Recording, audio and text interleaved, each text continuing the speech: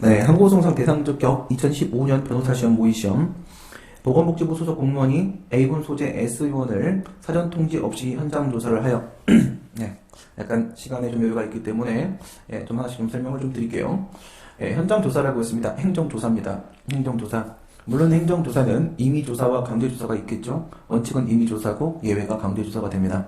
임의조사는 상대방의 자발적 동의, 임의적 협력을 통해서 이루어지는 조사를 말하는 것입니다. 비권력적 조사라고도 하고 비권력적 사실행위의 성질을 갖게 됩니다. 상대방이 이제 자발적으로 협력을 하지 않으면 강제조사로 넘어가게 됩니다. 권력적 조사라고 하죠. 법적 성질은 권력적 사실행위고요. 따라서 수입 의무를 부과한다는 점에서 처분이 될 겁니다. 행정조사라는 것은 과거에 즉시강제의 일종으로 보았었습니다. 즉시강제는 그 대상이 무엇인지에 따라 세 가지로 구분이 됩니다. 대인적 강제, 대물적 강제, 대가택 강제 이렇게 세 가지 종류가 있거든요. 과거의 그 흔적이 그대로 남기 때문에 행정조사에도 대인적 조사, 대물적 조사, 대가택 조사 이렇게 세 가지로 구분이 됩니다. 물론 현재는 행정조사는 즉시강제와 구별되는 것으로 보고 있고요. 그런데 과거의 즉시강제일 때 대가택 강제라는 것은 지금 대가택 조사를 의미하는 것이었습니다. 과거에는 행정조사가 즉시강제에 포함됐다라고 했죠. 그 행정조사 부분에 대가택이라는 게 존재했던 것이거든요. 그래서 현재는 학자들이 대가택 강제라는 것은 존재하지 않고 이것은 모두 다 대가택 조사로 흡수되었다라고들 평가를 하고 있습니다. 지금 같은 경우에는 영업소에 들어가는 것이기 때문에 행정조사 중에서 대가택 조사에 해당한다라고 볼 수가 있겠고요. 현장 조사를 했는데 사전 통지를 안 했어요. 행정조사는 언제나 사전 통지를 해야 됩니다. 그런데 이 절차 요건이 연결되기 때문에 행정조사가 위법했겠죠. 관련돼서 자본법 논점은 위법한 행정조사를 근거로 행해진 그 행정조사 뭐야? 자료와 정보를 수집하는 행위죠. 예비적 보조적 작용입니다.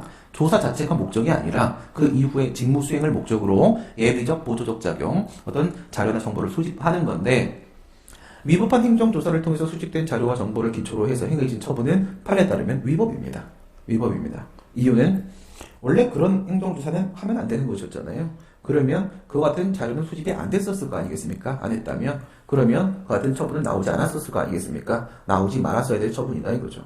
이미 나왔다면 다툴 수 있는 기회라도 보장해 주는 게 맞습니다. 따라서 위법한 처분이다 이렇게 연결을 시키게 됩니다.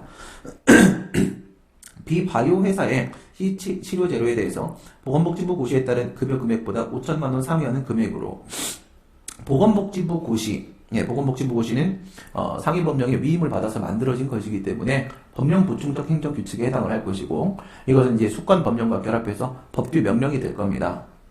근데 이 법규 명령에 상한 금액을 정해놓고 있는데 그거보다 5천만 원 상회하는 금액으로 급여 청구를 얘가 허위를 했다는 거죠. 그것이 적발이 돼가지고 이를 토대로 보건복지부 장관이 사전 통지를 거치고 나서 S의원 대표에게 법인이 아니기 때문에 개인 사업자이기 때문에 대표가 등장하는 거라고 했고요. 3개월 90일에 업무정지 처분을 한 겁니다. 이거 이제 사전 통지를 거친 거고요. 절차상 하자는 없다. 그 말을 하고 싶은 겁니다. 사전 통지 거쳤다면 당연히 의견 청취도 거쳤겠다라고 생각할 수 있을 거고 그 다음에 사전 통지 없이 위반 사실 공표를 하였다 이겁니다. 위반 사실 공표. 사전 통지 없다. 이게 이제 참조 조문이 제시가 원래는 됐었고요. 사전 통지를 하라고 되어 있는 거죠. 그러면 이거는 이제 절차에 하자가 있다. 이렇게 볼 수가 있을 겁니다. 사전 통지를 하지 않았으면 당연히 의견 청취도 있을 수가 없는 것일 테고요. 의견 청취도 안 거친 겁니다. 위반 사실 공표를 했는데 제재 행위가 이제 두 개였던 겁니다. 위반 행위의 동기와 정도와 횟수와 결과 등을 고려하지 않고 행해진 위 공표가 법에 이것들을 고려하라고 되어 있는데 고려를 안 한 거죠. 그럼 이제 공표는 위법이라는 겁니다. 우선 이 시점에서 하나 여러분 생각을 해봅시다. 사실행위. 비권력적 사실행위에 대한 취소를 제기할 수 있습니까? 없습니까? 사실행위는 원칙적으로 법적 행위가 아니기 때문에 처분이 아니죠. 처분이 아니면 취소를 제기할 수가 없습니다. 그러면 사실행위는 위법해질 수 있습니까? 없습니까? 취소의 대상이 될 수가 없습니다. 위법해질 수 있습니까? 없습니까? 위법해질 수 있습니다. 알겠죠? 소송의 대상이 될 수가 없다라고 얘기했지 위법해질 수 없다라고 하는 사실은 없습니다. 무슨 말인지 아시겠죠? 법률 우위 원칙. 이것은 모든 행정작용에 적용되는 겁니다. 어떤 행정작용이든지 간에 법에 위반되면 위법해지는 것은 당연한 것이고 그 법에는 불문법원도 포함되는 것이 당연한 것입니다. 무슨 말인지 아시겠죠? 항상 여러분들은 실체의 문제와 절차의 문제를 분리시켜 사고하셔야 되는 겁니다. 예, 절차가 될 수 없기 때문에 실체가 몇표질 수 없다. 이런 것도 말이 안 되는 거고요. 예, 뭐 절차가 인정될 수 없으니까 실체도 적법일 것이다. 이것도 말이 안 되는 거고, 그죠? 예, 똑같은 얘기 한 건가요, 지금 제가? 지금 제정신이 아닙니다. 그죠? 아무튼 간에 절차와 예, 실체는 분리해서 생각하는 겁니다. 분리해서 사고하시는 겁니다. 위에 펴실 수 있는 거고요. 예, 그 다음에 위법하다고 주장을 하는 S현 대표가 제기할 수 있는 행정법적인 구제 방법에 대해 논하시오 했는데 행정법적 구제 방법 한번 털어볼까요? 예, 뭐 우선 이제 권리구제 수단이라고 했을 때 더하게 되는 이제 무명항고 소송이나 가구제 수단은 잠시 접어두도록 하겠습니다. 우리가 일반적으로 구제 방법이다라고 하게 되면은 1차적 권리구제, 2차적 권리구제 먼저 잡죠. 1차적 권리구제는 행정쟁송입니다. 2차적 권리구제는 손해전보입니다. 물론 행정쟁송에는 행정심판과 행정소송이 포함되는 것이고 손해전보에는 손해배상과 손실보상과 이렇게 포함이 될 겁니다. 이거 말고 행정쟁송이나 그 손해전보로 카바를 칠 수 없는 그러한 영역의 권리침해도 있을 수 있어요. 거기에 이제 적용되는 게 바로 뭐야? 현재까지 이론적으로만 논의되고 있는 결과적어 청구소송입니다. 결과적어 청구소송이 있겠고, 예, 공법상 결과적어 청구소송. 그런데 이 모든 것들 가지고 해결이 안 될 때는 소송이나 심판으로 해결이 안 되기 때문에 일단 어디로 가요? 헌법소원 심판으로 갑니다. 보충적으로 헌법소원 심판. 그러면 큰 틀에서 보게 되면 행정쟁송이 있고 손해전보가 있고 결과재고가 있고 헌법소원이 있고 이렇게 4개가 있는 거겠죠. 걸어봅시다. 가장 기본적으로 당연히 행정쟁송의 대상이 될 수 있겠는가 이 문제를 생각을 하시면 되는 겁니다. 제일 먼저 자 그러면 제가 어저께 실전연습 대상적격 파트에 요 바로 뒷부분에 있는 조립식 중에 위반사실 공표 부분을 한번 보고 오시라고 했습니다. 먼저는 이 위반사실 공표라는 거 과연 법적 성질이 무엇인가 이거부터 먼저 생각을 하실 수밖에 없습니다. 물론 이 위반사실 공표는 뭘 말하는 거예요? 의무이행 확보수단 중에 하나입니다. 의무이행 확보수단은 크게 어떤 거랑 어떤 게 있어요? 전통적 의무이행 확보수단과 새로운 의무이행 확보수단이 있습니다. 전통적으로 원래 논의되는 것들이 있고요. 근데 그게 이제 부족함이 있기 때문에 새로운 의무이행 확보수단들이 만들어졌습니다. 전통적 의무이행 확보수단은 크게 행정강제와 행정벌로 구분됩니다. 행정강제, 행정벌 이렇게 된단 말이에요. 행정강제에는 어떤 것들이 있느냐? 행정강제에는 행정상 강제집행하고 행정상 즉시강제가 있어요. 강제집행과 즉시강제가 있는데 둘의 차이는 뭐죠? 사전에 의무를 부과하는가 그렇지 않은가의 차이입니다. 의무 부과가 사전에 선행되는가 아닌가. 의무 부과가 사전에 존재하고 그것을 불이행을 하기 때문에 이행 확보로 넘어가게 되면 강제집행이 됩니다. 그러나 즉시강제는 어떤 목전에 닥친 급박한 위해가 존재하기 때문에 이거는 사전에 의무 부과를 할 수가 없습니다. 상황은 2개고요. 시간상 사전에 의무 부과할 수 없는 경우가 있고 성질상 사전에 의무 부과할 수 없는 경우 2가지가 있을 수 있습니다. 그 다음에 이제 강제집행에는 다시 4개가 있습니다. 행정 대집행이 있고 행정상 강제징수가 있고 이행강제금이 있고 그리고 직접강제가 있고 이렇게 4개가 있습니다. 물론 이제 행정벌에는 아까 이제 전통에는 행정강제하고 행정벌이 있다라고 했죠. 행정벌에는 형벌과 질서벌이 있습니다. 형벌과 질서벌. 행정형벌은 형법 41조에 있는 형사처벌 그 내용입니다. 물론 이제 형사범과 행정범은 좀 다른 개념이고요. 그 다음에 이제 행정질서벌은 이거는 과태료를 말하는 겁니다. 과태료를. 근데 이와 같은 전통적 의무행 확보상과도 해결이 안 되는 경우들이 의무행 확보가 안 되는 경우들이 있기 때문에 새로 만들어진 게 새로운 의무행 확보수단입니다. 뭐 여기는 되게 많아요. 공급 거부도 있고 뭐 관호사업 제한도 있고 위반사실 공표도 있고 뭐 과징금도 있고 부담금도 있고 부가금도 있고 가산금도 있고 가산세도 있고 엄청 많습니다. 이제 그 중에서 지금 새로운 의무행 확보수단 중에 하나인 위반사실 공표 이걸 얘기하는 겁니다. 위반사실 공표 대표적으로는 뭐 지금은 이제 돈을 좀 더 많이 달라고 청구를 했다 이런 얘기를 하고 있는데 위반사실 공표는 법의 근거가 있을 때 행해지게 되는데요. 근데 이 위반사실 공표는 보통은 이제 성매매 또는 이제 고액 체납, 고액 세금 체납자, 상습적인 사람들 그런 사람들이 이제 인터넷이나 이런 데다가 올려가지고 하는데 목표는 심리적 강제입니다. 심리적 압박을 가하는 거예요. 스스로 의무행을 하도록 유도하는 겁니다. 무슨 말이에요? 간접 강제 수단이라는 얘기죠. 제재력의 행사로서 간접 강제 수단입니다. 이런 의무행 확보수단, 이행 강제 수단은 직접 강제 수단과 간접 강제 수단이 있다고 했죠. 전자가 이제 동일 상태 실현이고 후자가 자진 이행 유도라고 했습니다.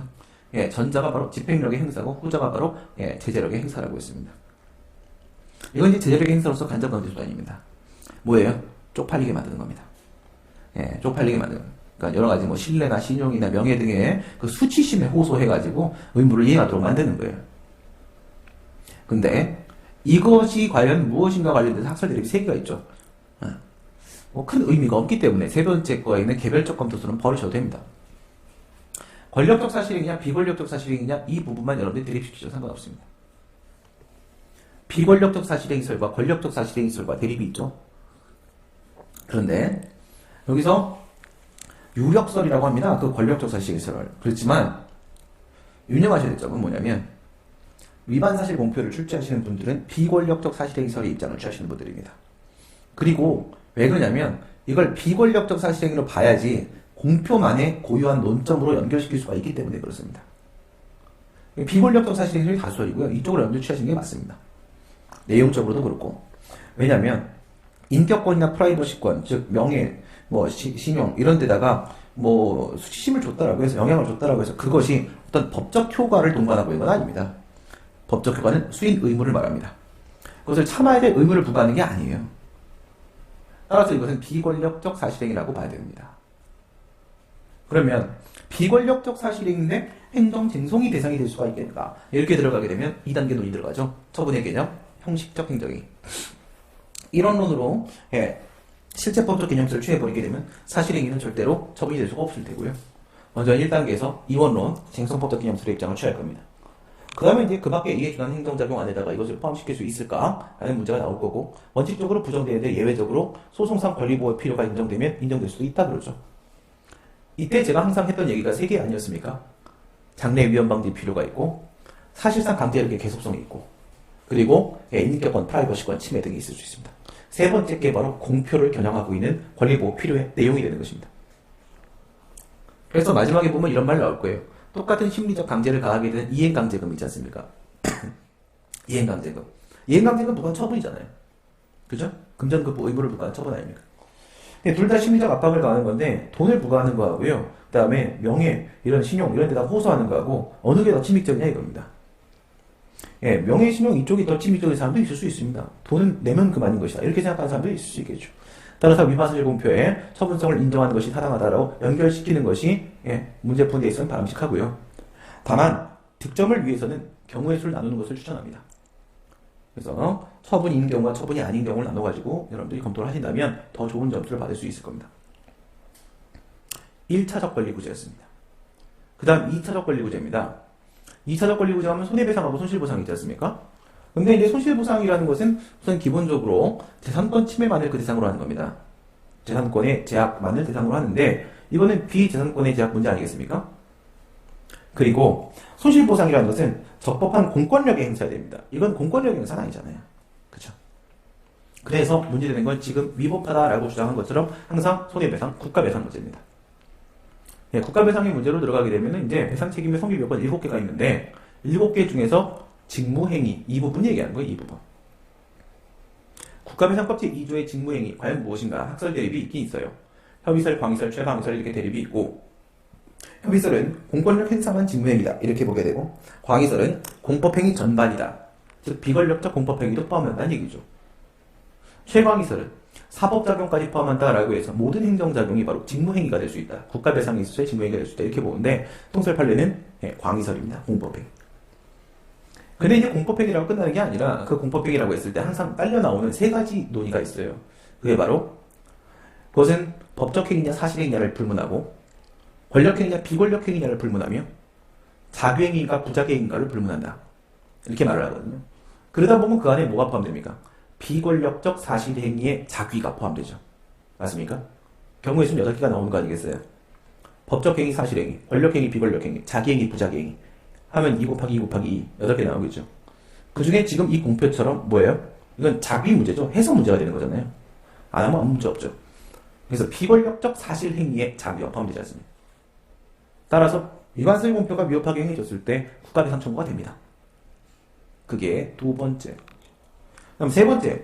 지금 우리 얘기한 대로 행정쟁송이 이런 것들이 되고 있기 때문에 헌법소원심판은 안 됩니다. 보충적으로 가능한 거니까. 남아있는 게 결과제거입니다. 결과제거. 한번 생각을 해보세요. 너는 정말 성매매의 달인이야. 요즘엔 그런 거 공표하면 어떻게 돼요? 이름도 올리고 사진도 올리고 주소도 올리고. 그럼 어떻게 되겠어요? 우리 집 앞에 사람들이 줄 서서 찬사를 보내겠죠? 넌 성매매의 달인이야. 씨. 그럼 씨 마누라하고 애하고 살겠습니까? 얼른 내려야 됩니다. 그쵸? 얼른 내려야 돼요. 그게 가장 지금 시급한 일이에요. 얼른 내려야 됩니다. 그게 결과적입니다. 현재 공표되어 있는 상태 빨리 제거한다. 그런데 이와 같은 결과적으로 청구라는 것은 이론적으로 인정되고 있는 법리이기 때문에 아직까지 공법상 실정법상의 근거를 찾을 수가 없습니다. 그렇기 때문에 우선 뭐가 필요하냐면 사법 규정이 필요합니다. 공법 관계에는 흠결 영역이 상당히 많아요. 공법 규정이 없는 곳들이 많습니다. 그럼 이렇게 공백 영역을 그대로 둘 수는 없는 거잖아요. 이럴 때 누구의 도움을 받아요? 역사가 긴 사법의 도움을 받습니다. 그런 걸 뭐라 불러요? 공법 영역에 대한 사법 규정의 적용 가능성이라고 합니다. 흠결된 공법 영역에 공법 관계에다가 사법 규정을 적용시킵니다. 뭐 특별 사법설 이런 학설 대립이 있긴 하지만 그건 중요한 문제는 아니고 결론만 먼저 알려드릴게요. 공법 관계를 먼저 두 개 나눕니다. 필요한 쪽이죠. 권력과 비권력. 그 다음 두 번째 사법 규정을 두 개로 나눕니다. 일반법 원리적 규정과 이해조절적 규정. 그럼 여기서 일반법 원리적 규정이 뭔지를 먼저 보도록 합니다. 일반법 원리적 규정에는 두 가지 종류가 포함돼요. 하나는 일반법 원칙적 규정이고요. 하나는 법기술적 규정입니다. 법기술적 규정은 우리가 뭐 초일 불산이비니 일요일 빼니 뭐 이런 식의 왜요? 뭐 날짜 계산 또는 주소 거소 이런 것들은 민법 규정을 우리도 그대로 사용합니다. 그게 바로 법기술적 규정. 주소, 거소, 날짜 뭐 이딴 것들. 일반법 원칙적 규정이라고 하게 되면 뭐 가장 대표적으로 신의성실의 원칙 또는 부당이득 반환 청구의 법리 이런 것들이 포함되고 그리고 여기서 나올 것은 바로 여기서 나오는 거는 적당한 처분입니다. 적당한 처분. 민법 764조입니다. 764조. 이런 경우에는 적당한 처분을 청구할 수가 있습니다. 그 다음에 이해조절적 규정 이렇게 하게 되면 이거는 이제 뭐 상법 41조죠. 거기 보면 뭐 여기서 영업을 하다가 나가면 몇 년 동안 돌아올 수가 없고 같은 지역에서 뭐 이런 것들이 있어요. 그럼 있잖아요. 정리하면 이렇습니다. 4분의 3까지 됩니다. 일반법 원리적 규정은요. 일반법 원리적 규정은 사법 규정이 있기 때문에 공법에 따로 안 만드는 거예요. 그러니까 일반법 원리적 규정은 권력적 관계와 비권력적 관계를 불문하고 모든 공법 관계에 전부 유추 적용이 됩니다. 이해조절적 규정은 비권력적 공법관계에만 적용이 될 수 있고요. 유추적용. 권력적 공법관계 처분할 때는 적용될 수가 없습니다. 지금 그래서 이 민법 764조에 있는 그 적당한 처분이 여기에 적용될 수가 있는 거예요. 공법관계에. 여기서 핵심은 여러분들이 헌법에서 배운 그런 내용입니다. 그러니까 조선일보가 명예를 훼손하는 기사를 내놓고 나서 문제를 이의를 제기하면 뭐합니까? 그 다음날 저기 끄트머리에다가 요만하게 어떻게? 글자 크기 1mm로 정정 공고를 하죠. 판례 따른 뭐라고요? 위법한 것 같은 기사나 공표 등이 나왔다고 해서 그에 대해서 사죄 광고를 요구할 수는 없다. 사죄 광고를 요구할 수는 없고 정정 공고만 청구할 수 있다. 그렇게 얘기하죠. 그거예요. 정정 공고. 그게 결과 제거 청구와 관련돼서 논의되는 부분입니다. 끝. 처분성 인정시키는 논의 하시고요. 경고에서 나누시는 걸 추천드리고요. 행정갱송. 손해배상에서는 직무행위 쪽에 비권력적 사실행위에 자기행위가 포함될 수 있고요. 그 다음 결과제거 쪽에서는 사법규정이 유추 적용돼서 적당한 처분은 정정공고다. 이걸 논의하는 겁니다. 공표 문제는 언제나 똑같습니다. 아직까지 한 번도 출제된 적 없고요. 이 변호사 시험 여기서만 출제됐습니다. 그 다음 보시면 공유수면 매립법에 이 공유수면이라는 것은 이제 빙지, 해안가라거나 뭐 또는 갯벌 이런 것들 얘기하는 것이고 여러분들이 알고 있는 것으로는 이제 새만금 생각하시면 됩니다. 새만금. 원고접견에서도 가장 유명한 판례이기는 합니다만은 우리 어저께도 뉴스에 나왔죠. 새만금 그 모래 덮어놔가지고 인근 주민들 살 수가 없다. 이런 뉴스가 나왔죠. 그런 거예요. 갯벌 이런 것들. 그게 공유수면인데요. 과거에는 공유수면 매립에 관한 법률과 공유수면 관리에 관한 법률이 나눠져 있었는데 지금은 통합됐고요. 공유수면 관리 및 매립에 관한 법률이 있습니다. 그 중에 뭐 당연히 메인은 매립 쪽이고요. 매립, 간척사업 이렇게 생각하시면 됩니다. 쉽게 간척사업. A 도지사로부터 택지 조성을 목적으로 목적이 먼저는 뭐예요? 택지 조성이었습니다. 공유수면 매립 면허를 부여받은 자가 이 사건 매립지를 조선시설 배 만드는 거죠. 예, 용지 지역으로 이용을 하고자 그 공유수면 매립 목적의 변경 신청을 했습니다. 이건 완전히 다른 처분이 되는 겁니다. 목적 자체가 아예 다르기 때문에. 그렇다면 이 변경은 뭐예요? 기존의 처분을 취소하고 새로운 처분을 발령한 겁니다. 항상 변경은 뭐예요? 적극적 변경입니다. 예, 행정소송법에 있어서 일부 취소 판결 논의할 때 그거 하나 빼고 전부 다 변경은 적극적 변경이고요. 적극적 변경은 기존의 것을 취소하고 새로운 것을 발령하는 겁니다. 이에 대한 승인 처분이 나왔는데 이 사건 매립 예정지 인근에서 인근에서 인기리에 청정지역에서 재배되는 딸기로 잼을 만들어 판매한 수익으로 불이익을 돕고 있는 S수 수녀원이 있습니다. 물론 재산법인이고요. 예, 조선시절에 재산법인이 사람이죠. 수녀원은 우선 사람이고 조선시설이 여기 조성이 되게 되면 청정지역에서 딸기 난다 라는 그 이미지에 심각한 타격을 받게 되겠죠. 판매 수입은 급감될 것이 불이익은 도울 수 없게 될 것이다. 이런 주장을 하나 하고 있어요. 관련 내용 뒤에 원고 적격이 또 다루게 될 겁니다. 이건 이제 재산적 이익이 침해된다는 말인데 과연 이걸 근거로 원고 적격이 될까라는 생각 한번 해보시고요. 그 다음 두 번째, 수녀들의 환경상 이익이 침해된다고 주장을 하고 있습니다. 현재 원고는 수녀가 아니고 수녀원입니다. 수녀원입니다. 단체성이죠, 단체성. 위 처분의 취소를 간 행정소송을 제기했다. 위 공유수면 매립 면허 변경 승인의 법적 성질은 이렇게 들어왔는데 그냥 결론만 알고 계세요. 사실은 이게 소송 요건 대상 적격의 문제이기도 하지만 정확하게는 행정법 강론의 공물법 파트입니다. 공물법 파트. 과거에 간단하게 설명을 드리겠습니다. 과거에 사법시험에서 하천 점용 허가의 법적 성질에 대해서 검토하시오라는 별도 설문 15점 이런 게 있었습니다. 우리 그동안 도로 점용 허가 이런 거 많이 했지 않습니까? 근데 우리가 항상 특허예요. 그리고 넘어갔잖아요. 도로를 점유하여 사용할 수 있는 권리를 설정해주는 설권적 행위로서 특허입니다. 그래서 넘어갔어요. 이거는 이제 수험적 접근인데 도로 점용허가, 하천 점용허가 뭐 이런 식의 공유수면 매립 면허 이런 것들이 다른 것이 논점으로 출제가 되면서 그냥 문제되는 행정작용으로만 등장을 하면 특허입니다 하고 끝내면 돼요. 근데 지금처럼 그 법적 성질 나고 따로 질문이 들어오잖아요. 그러면 공물법 강론 문제로 처리를 해주셔야 되는 상황이 오게 됩니다. 무슨 말인지 아시겠죠? 지금 이것도 딱 보면 우리 평소 하던 대로 되잖아요. 공유수면 매립 사업을 할 수 있는 승인을 받는 거잖아요.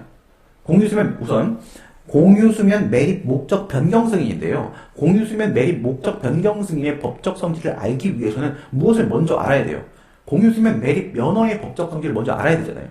그렇죠? 그래야지 당초 공유수면 매립 면허가 있고 지금 현재 새로운 공유수면 매립 면허가 있는 거 아니겠습니까? 만약 이 친구가 처분이라고 한다면, 매립 면허가 처분이라고 한다면 기존의 매립 면허를 취소하는 것은 처분에 대한 취소로서 그 취소가 처분이 될 것이고 이미 권리음의 영향. 그 다음 두 번째, 새로운 매립 면허를 바라는 것 역시도 그것이 처분이 될 것이기 때문에 변경은 처분이다 이렇게 말할 수 있겠죠. 변경 승인 처분이다 이렇게 말할 수 있을 겁니다. 그러니까 먼저 선행에서 뭐부터 공유수면 매립 면허가 무엇인지부터 생각을 하셔야 됩니다. 근데 평소 우리가 하던 대로 쉽게 생각하면 이거는 공유수면 매립 사업을 승인받은 거예요. 그렇죠? 그러니까 공공사업, 공유수면 매립 왜 하는 거예요? 우린 토지의 공개념 이런 얘기하면서 토지가 상당히 좁잖아요. 그렇죠? 얼마 안 남았습니다. 그러니까 농지나 이런 거 빼고 우리가 집 지을 수 있는 땅, 그거 누가 제일 잘 알아요? 기획부동산이 제일 잘 압니다. 그렇죠? 기획부동산 쪽에 자료를 받아보면은 뭐라고 하냐면 한 2.7% 남았나? 이거예요. 투자라도 한번 해볼 만한 땅이 거의 안 남아요. 땅덩어리 그렇죠. 그래서 이제 우리는 이제 빨리 통일을 하고 만주벌판을 다시 뛰어나가서 땅을 다시 땅 따먹기를 할 때가 왔습니다. 너무 오래됐어요. 이 안에 갇혀 살기는. 일본은 갇힐 생각이 없습니다. 이건 썩은 음식이기 때문에 먹어봐야 배가 아픕니다. 그건 이제 잠수 탈 거라고 했죠? 일본은 잠수 탑니다. 그러면 이거는 공공사업이니까 특허다. 그러니까 처분이고 그러니까 재량이다. 이렇게 하는 건 어렵지 않은데요. 공물법으로 가는 방법만 간단하게 한번 짚어볼게요. 하천점용허가 도로점용허가 이런 걸 공물법으로 이렇게 법적성을 따로 질문하면 그렇다고 했죠. 우선 공물이 뭔지는 압니다. 공물은 그 용도와 목적에 따라 세 가지로 구분이 되죠. 공공용물, 공용물, 보존공물. 행정재산의 목적에 사용 허가하면서도 다뤘었습니다. 그리고 그 공공용물이 다시 두 개로 나눠져요. 공공용물은 인공공물과 자연공물이 있습니다. 공공용물은 일반 공중이 사용하는 것이죠. 공용물은 행정주체가 쓰고 보존공물은 문화재. 근데 여기서 공공용물은 인공공물과 자연공물로 나눠지는데 이건 인공을 가하냐 안 가하냐 차이입니다. 인공, artificial. 인공을 가해서 공익 목적으로 제공될 수 있는 것은 인공공물이고요. 인공을 가함이 없이 자연 상태 그대로 공익 목적으로 제공될 수 있는 놈은 자연공물입니다. 그러니까 도로 이런 거는 인공공물이에요. 이런 공유수면, 뭐 하천 이런 것들은 뭐예요? 이건 자연공물입니다. 자연공물. 이건 자연곡물이죠. 자연곡물인데 공공용물이라는 게 중요합니다. 왜냐면 곡물의 사용관계로 접근을 하게 되면 말이에요. 뭐 문화재, 보존곡물 우리가 사용하지 않습니다. 그럼 얘 두 개가 남지? 공공용물과 공용물이잖아. 그래서 공용물은 원래 누가 쓰는 거예요? 행정주체, 즉 행정기관, 즉 공무원이 쓰는 거죠. 공무원이 쓰는 거기 때문에 우리의 사용관계가 설정되지 않습니다. 다만 언제만 설정될 수 있어요. 행정재산의 목적의 사용 허가, 거기에서만 유독 사용관계가 만들어집니다. 그거 빼고는 없어요. 그러니까 곡물의 사용관계에 대한 문제는 언제나 공공용물 쪽입니다. 여기서 사용관계는 두 개가 나눠지는데 일반 사용과 특별 사용관계가 나눠집니다. 일반과 특별이 있어요. 기준은 일반입니다. 일반이 아니면 특별이에요. 그러니까 일반의 요건을 생각하시면 됩니다. 일반의 요건은 본래 자유무상입니다. 본래 자유무상. 본래 그 곡물의 목적이 있지 않습니까? 사용 목적이 있죠. 공공용물, 공용물, 보존곡물. 이 목적. 목적. 그 목적대로 사용되면 일반 사용입니다. 본래 목적대로 사용. 두 번째, 자유로이 사용. 공공용물은 뭐예요? 일반 공중이 사용하는 거죠. 우리가 도로를 보행을 한다라고 했을 때 자유롭게 쓰죠. 대신 뭐예요? 나도 자유롭게 보행하니까 다른 사람의 자유로운 보행도 막으면 안 됩니다. 불편을 끼치면 안 됩니다. 그 범위 내에서의 자유로운 사용이 인정되죠. 그 다음 무상사용. 우리가 길을 걸을 때마다 500원씩 내라고 한다면 난 걷지 않겠습니다. 건물 밖으로 나가지 않을래요. 그게 바로 뭐예요? 무상사용. 세 개 중에 하나가 깨지면 본래 목적대로 사용, 본래 자유로이 사용, 자유, 무상사용, 무상. 셋 중에 하나가 깨지면 일반 사용이 아닙니다. 그러면 이제 특별사용으로 넘어가요. 특별사용에는 종류가 4개가 있습니다. 허가사용관계, 특허사용관계, 관습상 사용관계, 관습사용관계, 계약상 사용관계, 계약사용관계. 허가, 특허, 관습, 계약 4개가 있어요. 관습은 관습법적 사용을 말하는 것이고요. 계약은 사법상 계약을 말하는 건데요. 죽었다 깨어나도 문제를 출제되지 않고 찾아보기도 힘듭니다. 그래서 항상 문제가 되는 것은 허가와 특허입니다. 그럼 둘의 차이는 무엇인가? 예를 들어서 우리 문제에서 봤던 것처럼 석유 판매업 주유소를 하기 위해서 도로점용 허가를 받았다라고 하게 되면은 그것은 허가겠습니까? 특허겠습니까? 허가는 일시적 사용을 말하는 것이고 특허는 계속적 사용을 말하는 겁니다. 그러니까 서울시청 광장에서 예전에 문제였습니까? 소고기 배고프다. 소고기 미국에서 들어올 때 그때 스님들 내려오셨죠. 스님들 한 10년에 한 번씩 내려오십니다. 그죠? 10년에 한 번씩 왕창 내려서 한번 들었다 놓고 가시죠. 그 내려오셨을 때 서울시 광장에서 거기서 이제 집회를 하지 않았습니까? 그러니까 집회 하루 만에 하잖아, 하루. 길어봐야 하루. 이런 건 허가 사용 관계입니다. 이거는 이제 서울시청한테 이제 허가 받는 거예요. 허가는 거의 무상이에요. 근데 이제 주유소 한다고 도로점용을 받게 되면 그건 어때요? 그 주유소 오늘 하고 내일 망하는 건 아니지 않습니까? 그러니까 이건 계속적 사용이에요. 계속적 사용이니까 이건 특허 사용 관계. 허가 사용 관계면 그 뭐 승인이든 면허든 허가든 이름이 뭐든 간에 그것은 가항상 허가고 특허 사용 관계면 그것은 가항상 특허입니다. 오케이? 그럼 이거 생각해 보세요. 매리면 이 공유 수면을 지금 사용하지 않습니까? 공유 수면을 매립한답시고 지금 새만금 그 판례 그 몇 년 판례입니까 그거? 그 2006년도 판례잖아요. 그죠? 근데 지금 몇 년입니까? 2017년이잖아요. 걔는 아직도 모래 쳐먹고 있죠? 계속적 사용입니다. 계속적 사용입니다. 특허죠, 특허. 특허 사용 관계. 그래서 특허입니다.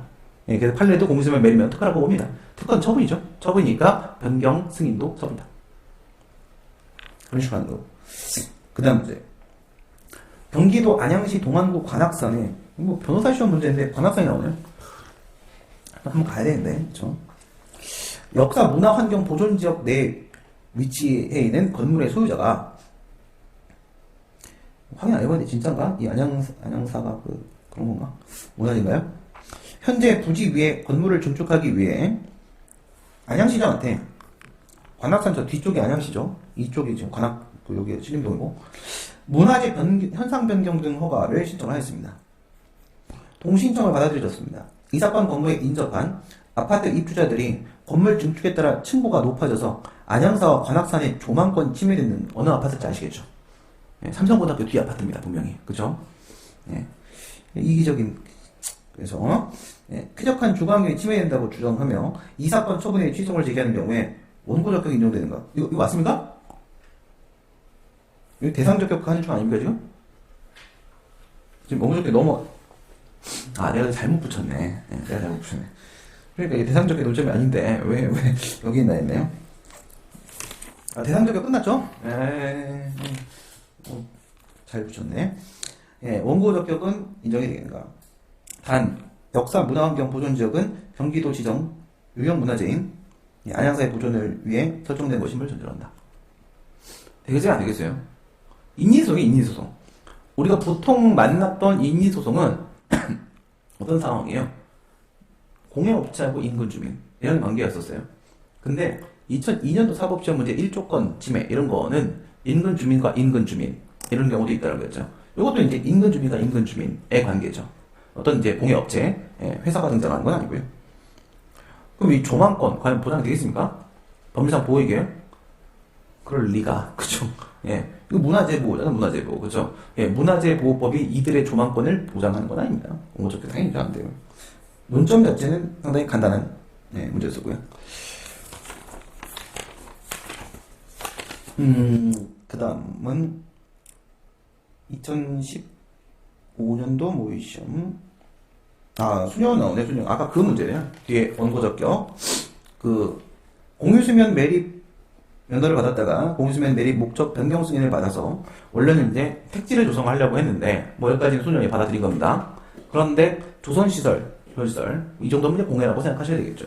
그래서 배를 만드는 시설을 이렇게 만들려고 변경 승인 신청을 하고 승인 처분이 나왔다고 했습니다.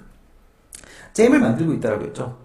먼저 두 가지입니다. 포인트가. 첫 번째, 청정지역에서 잼을 만들어서 잘 팔았는데 좋은 데 쓰기도 했고, 그런데 여기에 이제 조선시설 들어오면은 딸기 잼을 만들 수는 있겠지만 아무도 안 살 것이다.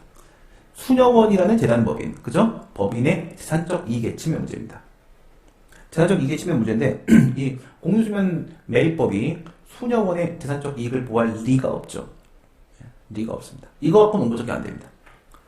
그 다음 문제에 들어가게 되면 이게 이제 환경영향평가법을 적용을 시켜가지고 환경상 이익이 침해된다, 이 주장 들어볼 만하죠. 그래요. 그러면 대상적 내 거주하고 있다, 소지하고 있다라고 말할 수 있겠습니까? 그렇죠. 인접이잖아, 인접. 대상적 내에 소지하고 있다라고 말을 할 수 있습니다. 그런데 문제는 뭐냐면 판례가 여기서 한 얘기는 수녀원들이 이것 때문에 숨을 못 쉬고 환경상 이익 침해를 받게 되는 것이지, 수녀원 단체죠. 단체 네가 그런 건 아니지 않는가 이겁니다. 네가 환경상 이익을 향유할 수 있는 주체로서의 자연인이 아니지 않는가. 너는 그냥 법상의 사람일 뿐이다. 이렇게 발표한 겁니다. 그죠? 법인은 맞지만, 법인격이 인정되는 것은 맞지만 환경상 이익을 향유할 수 있는 자연인은 아니다. 그럼 이건 뭡니까? 판례가 한 말은 단체 이름으로 제기한 소송은 단체송이라고 했습니다. 단체송에는 원래 의미의 단체송으로서의 진정단체가 있고 그리고 부진정단체가 있겠죠. 진정단체에는 이타적 단체송과 이기적 단체송이 있는 겁니다. 그죠? 그렇다면 얘가 지금 포인트 찍은 건 두 개 아닙니까? 우리가 이제 원래 답안 쓰는 틀대로 한번 정리를 한번 해보게 되면요. 먼저 뭐부터 얘기해야 돼요? 진정단체송부터 검토하는 거죠. 진정은 이타와 이기가 있습니다. 이게 지금 일반 공익보호를 목적으로 한 이타적 단체는 아닙니다, 지금. 근데 소속 성원의 이익, 구성원의 이익 보호를 목적으로 하는 이기적 단체송으로 볼 여지가 있습니다. 수녀원의 환경상 이익. 그런데 이와 같은 이기적 단체송은 민중소송입니다. 민중소송, 즉 객관적 소송이라는 뜻이죠. 객관적 소송이니까 수녀원이 이럴 때 소송을 제기할 수 있다라는 개별법상 명문의 근거가 있어야 됩니다. 행정소송법 45조, 그렇죠? 민중소송 법정주의. 법의 근거 없지 않습니까? 그렇죠? 그 다음에 얘의 재산적 이익이 침해됐다는 부분은 진정단체랑은 아무 관계 없으니까 거기에 연결을 못 시킵니다. 그러면 이제 진정단체로는 원고적격 인정이 안 된 겁니다. 그럼 부진정단체로 넘깁니다. 부진정단체로 넘기게 되면은 아까 판례가 말한 건 부진정단체 측면 말한 거죠. 그쪽 측면 말한 겁니다.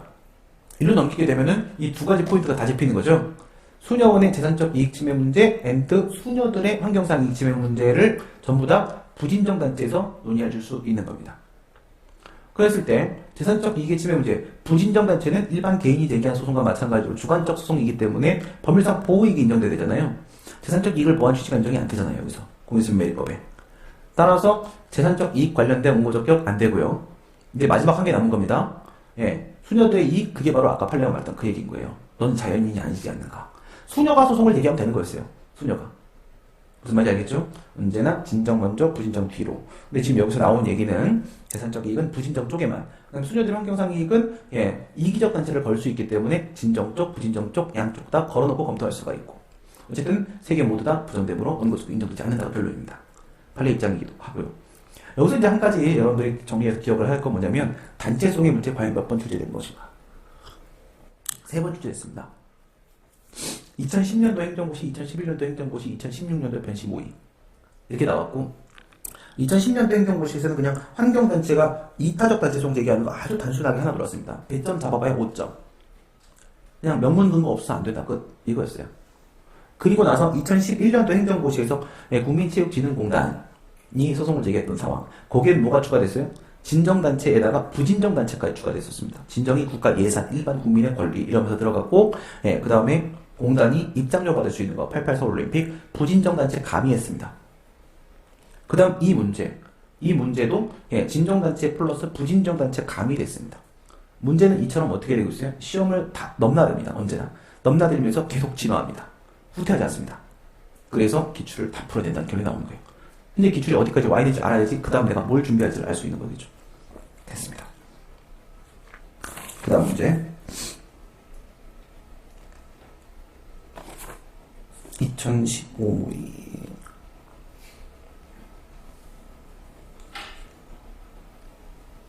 네, 피고 적용이네요. 아까 그겁니다. 관악산 역사문화환경보존지역 내에 건물을 증축을 하려고 하는데 인접 아파트 입주자들이 증축에다 층고가 높아져서 조망권 침해된다라고 주장을 하면서 소송을 제기를 한 상황인데 여기서 이제 항고송의 피고를 왜 물었겠어요?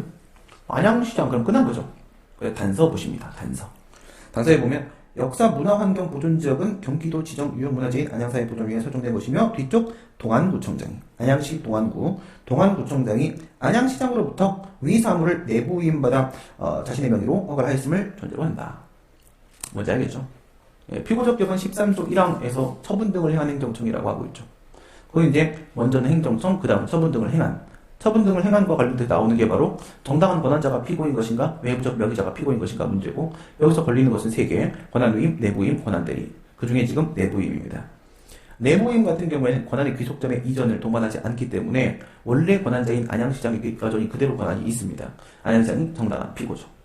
그런데 권한이 없는 자인 동안구청장이 자기의 이름으로 처분을 했죠. 원래는 안양시장의 이름으로 해야 되는 거죠. 이랬을 때 외부적 명의자는 동안구청장입니다. 과연 둘 중에 누가 피고가 될 것인가? 결론은 뭐예요? 외부적 명의자. 물론 학설 대립 있죠? 형식설, 실질설이고요. 외부적 명의자는 형식설이 됩니다. 형식설. 이유는 뭐예요? 국내 신뢰도 보호해야 되겠고요. 통지서에 이름 걸려있는 사람 행정청인 줄 알 거 아니겠습니까? 뿐만 아니라 정당한 권한 유무에 대한 문제는 주체 하자 문제, 본안 요건의 문제인 것이지 피고 적격의 문제, 소송 요건의 문제가 아닌 것이다. 결론이겠죠. 그 다음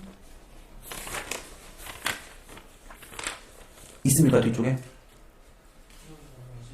취소심리. 여러분들이 불성실하게 안 붙여오셔서 찾기가 되게 편합니다.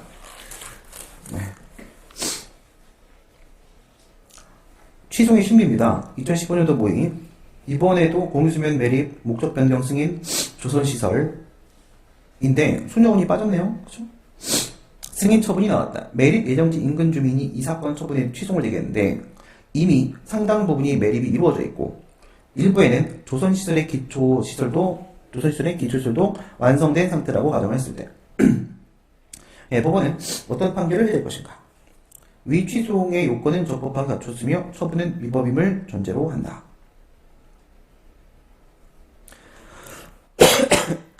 뭘 묻는 겁니까? 처분이 위법이면 당연히 취소 판결하는 거잖아요. 그 말은 위에서 지금 2가지 정도 단서 나왔죠, 방금? 이미 상당 부분 매립이 이루어졌다. 이거죠? 그 다음 2번째, 심지어 조선시설의 기초시설도 완성된 상태다. 거의 완공까지 가 있는 상태다, 이겁니다. 완공까지 가 있는 상태. 사전 판결 가능성 묻는 거죠? 사전 판결. 예외적 기급 판결. 근데 이거는 이제 공익과 관련된 문제긴 한데요. 교수 사례 중에 보면 이런 문제도 있습니다, 사실. 그냥 민간 기업이 골프장을 건설을 해요. 근데 골프장 건설이 그 옆에 큰 학새가 있어요. 큰 학새가 뭐예요? 큰 학새 뭐지, 원래? 하여튼간, 세상에 아무 관심이 없어. 예. 딱따구리, 딱따구리 마마 있잖아. 그죠? 딱따구리. 문제에서 막 그래. 딱따구리가 막, 뭐 집을 잃게 되고, 막, 씨. 왜? 집행정지 때문에 회복하기 어려운 소리. 딱따구리. 자연 한번 파괴되면 되돌릴 수 없다. 그거 내려고 한 거였어요. 교수님이. 근데 사정 판결도 있었어요. 그 문제 안에는. 뭐가 있는 거냐면, 골프장 건설이 거의 95%다. 이런 얘기가 있어요. 근데 이거는 어떻게 보면 절대값이 높다라는 거죠. 플러스 마이너스 방향을 잡아야 됩니다. 그것이 공익과 관련된 문제여야지 사정 판결로 연결이 되는 건데 골프장이 뭔 공익입니까? 그렇죠? 그냥 그 회사 민간 기업의 그냥 사익입니다. 사익. 그렇기 때문에 무조건 95%막 이렇게 나왔다고 해서 사정 판결의 필요성, 공공복리의 필요성이 인정된다. 이렇게 연결되는 건 아니라는 거 먼저 조심하시고 절대값이 크다고 무조건 속지는 마시고요. 네. 근데 지금 이거는 뭐예요? 이거는